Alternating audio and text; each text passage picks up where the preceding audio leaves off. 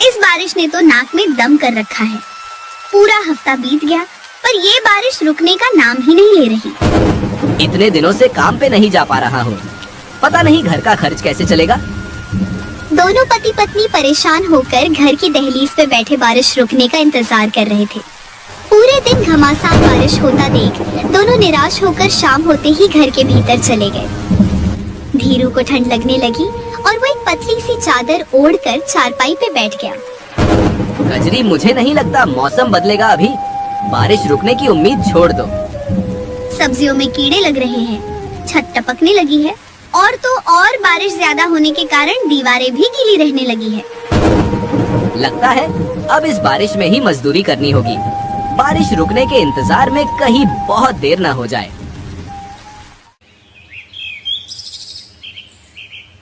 अगली सुबह धीरू बारिश में ही मजदूरी करने ठाकुर दुर्जन प्रताप के यहाँ चला जाता है।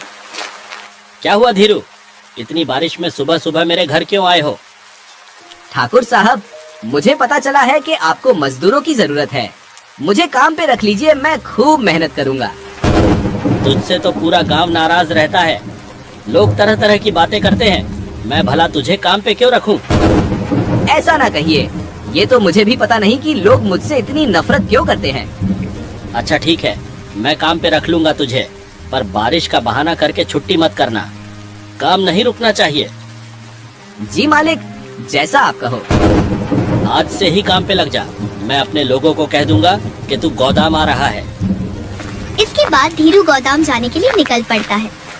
रास्ते में तेज बारिश, तूफान, सर्द हवाएं, इन सब का ऐसा कहर बरस रहा था कि दूर दूर तक एक भी व्यक्ति दिखाई नहीं दे रहा था।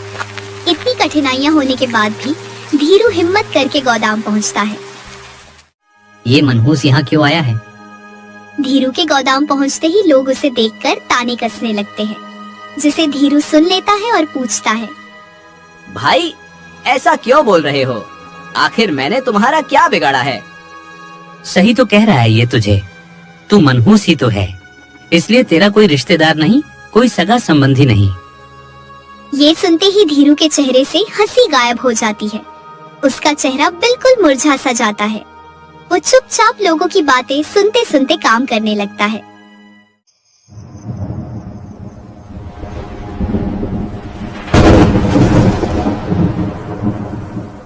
शाम होती है। वो मजदूरी के कुछ पैसे लेकर थका हारा घर जाता है। कजरी, ये लो मेरी आज की मजदूरी, घर खर्च में तुम्हारे काम आएगी। ये क्या? ये पैसे तो गिले हो चुके हैं।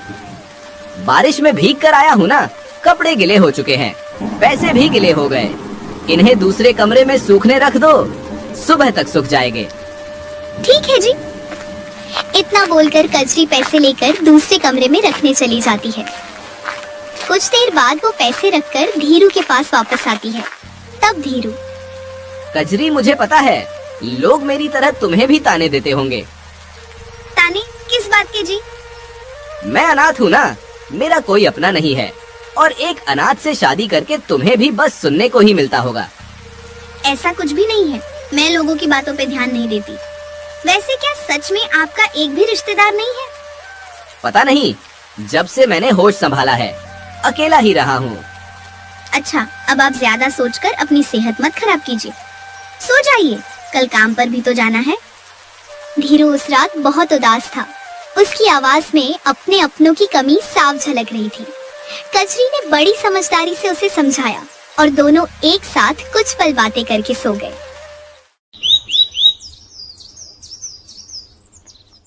फिर अगली सुबह बारिश और भी ज्यादा तेज होने लगी। हे भगवान, ये क्या हो गया? अचानक दूसरे कमरे से कजरी के चिल्लाने की आवाज आई, जिसे सुनकर धीरू घबराते हुए उस कमरे में गया। क्या हुआ भाग्यवान, इतनी जोर से क्यों चिल्लाया तुमने? सब ठीक तो है ना? ये देखिए, छत से पानी टपकाने की वजह से सारे पैसे फट गए हैं। अब इनमें से कोई भी नोट हमारे किसी काम का नहीं है। मैंने कितनी मेहनत करके ये पैसे कमाए थे, सारी मेहनत पे पानी फिर गया। धीरू और कजरी अपनी किस्मत को कोसने लगे, रोने लगे। थोड़ी देर बाद धीरू हिम्मत जुटा के फिर से बारिश में भीगते भीगते काम करने गया। उसे देखते ही लोगों के ताने फिर से शुरू हो गए। आज तुझे आने में इतनी देर क्यों हुई? खुद को यहाँ का सेठ समझ लिया है क्या तूने? जब मर्जी तब आता है। मैंने जानबूझकर देरी नहीं की, मेरे घर में कुछ परेशानी आ गई थी। तेरी ये जुर्रत, तू हमसे जुबान लड़ा रहा है। भूल मत, हम चाहे तो अभी ठाकुर साहब से कहकर तुझे यहाँ से निकलवा सकते हैं। ये सुनते ही धीरू बहुत डर जाता है और उनसे विनती करने लगता है। इतने कठोर मत बनिए आप सब, मुझसे कोई भूल हुई हो तो मुझे माफ करना। आखिर आप सब मुझसे इतनी नफरत क्यों करते हैं? धीरू उनसे बार बार नफरत की वजह पूछता है, पर कोई भी उसे जवाब नहीं देता और सब उसे नजरअंदाज करके अपने अपने काम में लग जाते हैं।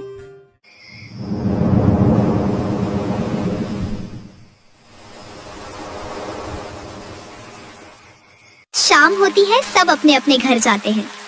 तब धीरू, आज तो मैं पैसे भीगने नहीं दूंगा। इतना बोलकर धीरू पैसे संभाल कर रख लेता है और अपने घर जाने लगता है। तभी रास्ते में उसे एक पति पत्नी का जोड़ा एक पेड़ के नीचे खड़ा दिखता है। अरे भाई, बारिश इतनी तेज है, किसी भी वक्त तूफान भी आ सकता है। ऐसे में यूं बाहर रुकना सही नहीं है। जानता हूँ भाई, पर मैं और कर भी क्या सकता हूँ? मेरे पास रुकने का कोई ठिकाना भी तो नहीं है। मतलब क्या है तुम्हारा? कहना क्या चाहते हो? धीरू उस आदमी रमन से उसकी पहचान पूछता है। तभी रमन की पत्नी जानकी बोलती है, भैया, दरअसल हम गांव में घूमने आए थे। हमें पता नहीं था कि यहाँ इतनी तेज बारिश हो रही है। यहाँ आकर हम फंस गए। अब तो न रुकने का ठिकाना दिख रहा है और न वापस जाने का रास्ता। तो क्या जब तक बारिश नहीं थमेगी यही पेड़ के नीचे रुके रहोगे? और कोई रास्ता नहीं है।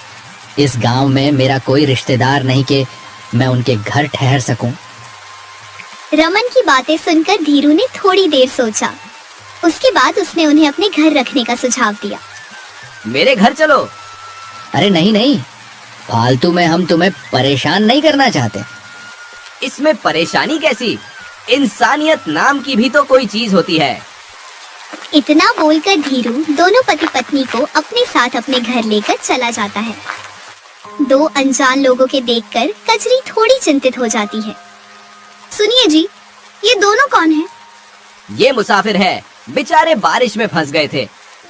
इसके बाद धीरू कजरी को सारी बातें बताता है। उनके घर पहली बार मेहमान आए थे। इसी खुशी में कजरी के चेहरे पे एक अलग ही चमक आ जाती है।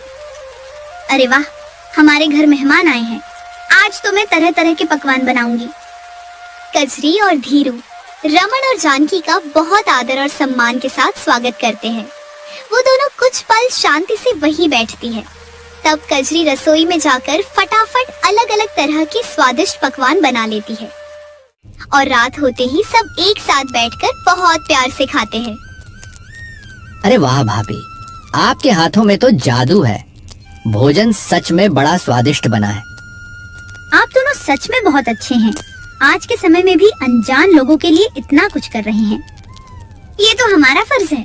आखिर मेहमान भगवान का रूप जो होते हैं। कुछ ही समय में उन चारों के बीच अच्छी खासी दोस्ती हो गई थी। देर रात तक उन्होंने खूब गप्पे लड़ाए और देखते ही देखते चारों की आंख लग गई।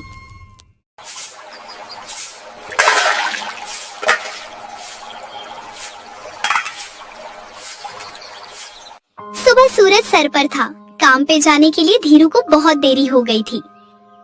कल देर रात तक जागने के कारण आज मुझे कितनी देरी हो गई है। ठाकुर साहब को पता चला तो वो मुझे काम से ही निकाल देंगे। इतना बोलकर धीरू घर से निकलता है। तभी रमन उसे पीछे से आवाज देता है, जरा रुको धीरू।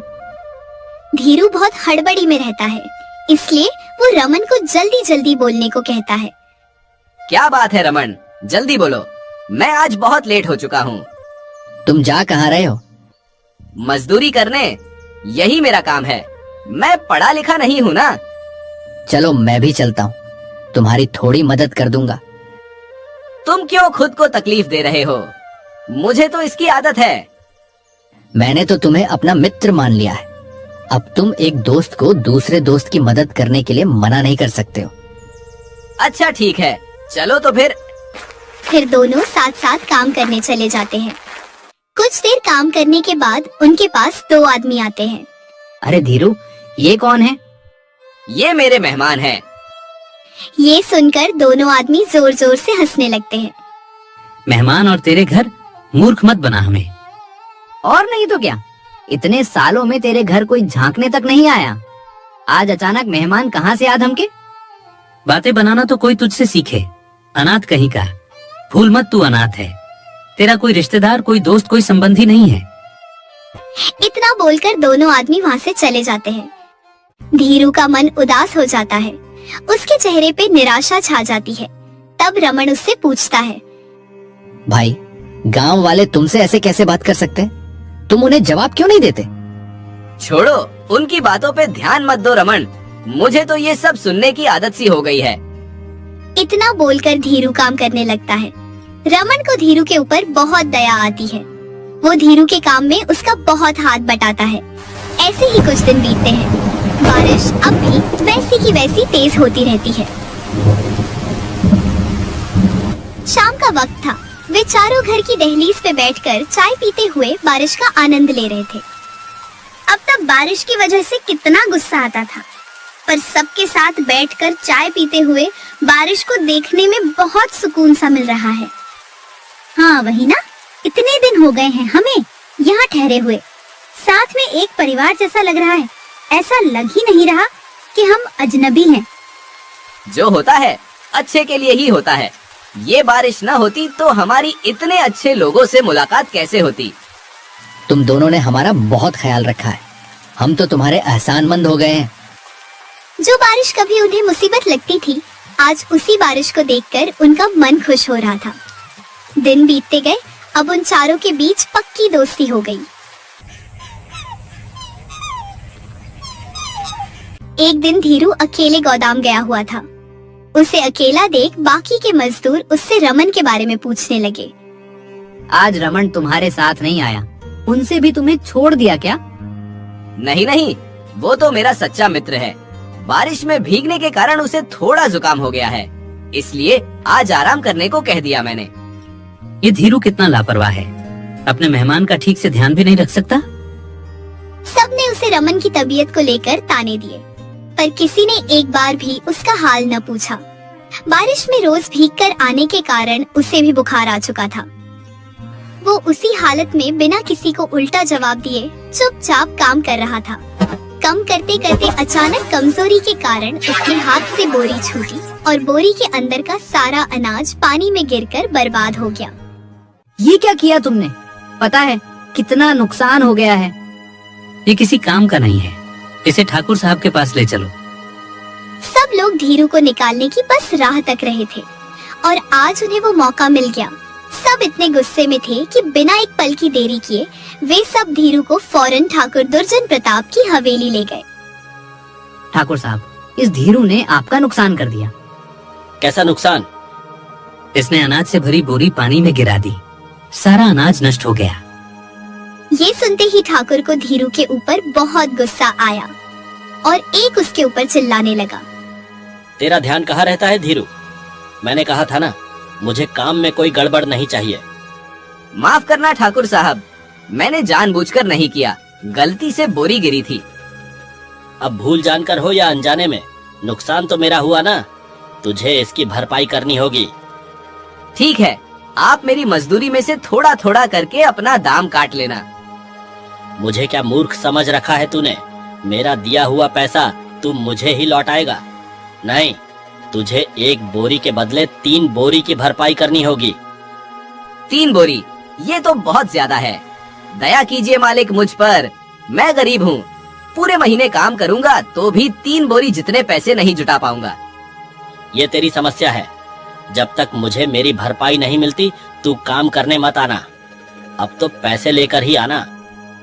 ठाकुर ने बड़ी निर्दयता से धीरू को अपना फैसला सुनाया और धक्के मारकर उसे अपनी हवेली से निकलवा दिया। फिर धीरू रोते रोते अपने घर आया। मैं अभागा हूँ, किसी को खुश नहीं रख सकता।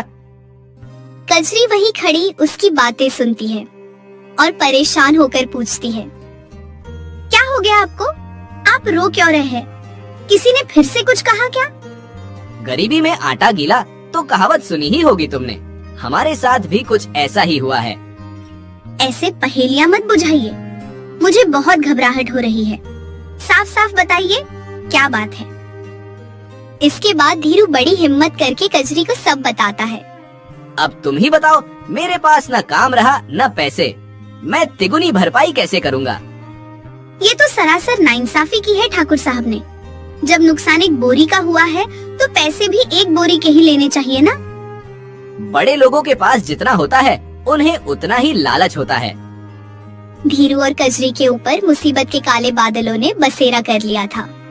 वे दोनों फिक्र करते हुए बिना कुछ खाए पिए सो जाते हैं। तब दूसरे कमरे में बैठी जानकी रमन से कहती, सुनिए जी, मैंने आज छुपकर कजरी और धीरू भैया की बातें सुनी। मुझे उनके बारे में कुछ कहना है। ऐसे छुपकर किसी की निजी बातें सुनना अच्छी आदत नहीं है जानकी। मैं जानती हूँ, पर बात ही कुछ ऐसी है कि मुझसे रहा नहीं गया। बोलो क्या बोलना है। फिर जानकी रमन को सारी बातें बताती है। इतना सब कुछ सुनते ही रमन धीरू और कजरी के लिए बहुत परेशान हो जाता है। मैं बीमारी के कारण एक दिन धीरू के साथ नहीं गया तो इतनी बड़ी बात हो गई। मैं क्या कहती हूँ, क्यों ना हम उनकी मदद करें। उनकी ये मुसीबत दूर करना तो हमारे लिए बाएं हाथ का खेल है। कह तो तुम सही रही हो, लेकिन इससे उन्हें हमारी असल पहचान पता चल जाएगी। फिर कहीं वो खुद को हमसे अलग समझकर दूरी न बना ले। अगर ऐसा होना हुआ तो होने दीजिए। कम से कम उनके सर पे आई मुसीबत तो खत्म हो जाएगी।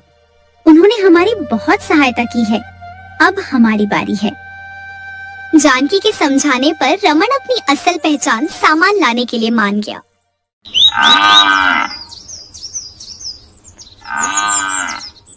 अगले दिन बड़े दिनों बाद बारिश रुकी। सूरज निकला। धीरू और कजरी मुंह लटकाए आंगन में बैठे हुए थे। क्या फायदा इतने खिले खिले सूरज का, हमारा भाग्य तो मुरझाया हुआ ही है ना। बारिश तो रुक गई, पर ये मुसीबत की बरसात कब बंद होगी? दोनों ना उम्मीद ही ले बैठे थे। तभी रमन और जानकी बहुत सारे पैसे लेकर वहाँ आते हैं। ये लो धीरू, अब तुम्हें उदास होने की जरूरत नहीं है। इतने सारे पैसे? आखिर तुम हो कौन? तुम्हारे पास इतने सारे पैसे कहाँ से आए? मैं शहर का नामचीन व्यापारी हूँ। मुझे धन दौलत कारोबार जमीन किसी चीज की भी कमी नहीं है। आपने अब तक हमसे अपनी पहचान क्यों छुपा रखी थी? हमारी तरह गरीबी की जिंदगी क्यों जीते रहे? वो इसलिए क्यों कि हमारे पास पैसे तो बहुत है, पर रिश्तों के मामले में हम गरीब हैं। हमारा भी कोई रिश्तेदार कोई संबंधी नहीं है। हमें ये डर था कि सच पता चलने के बाद तुम दोनों हमें अपनाओगे नहीं। रमन और जानकी ने बड़े प्यार से उन्हें सारी बात समझाई।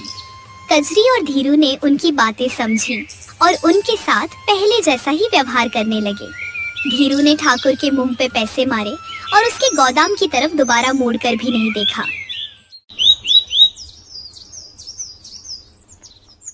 दूसरे दिन रमन और जानकी वापस शहर जाने के लिए निकल रहे थे।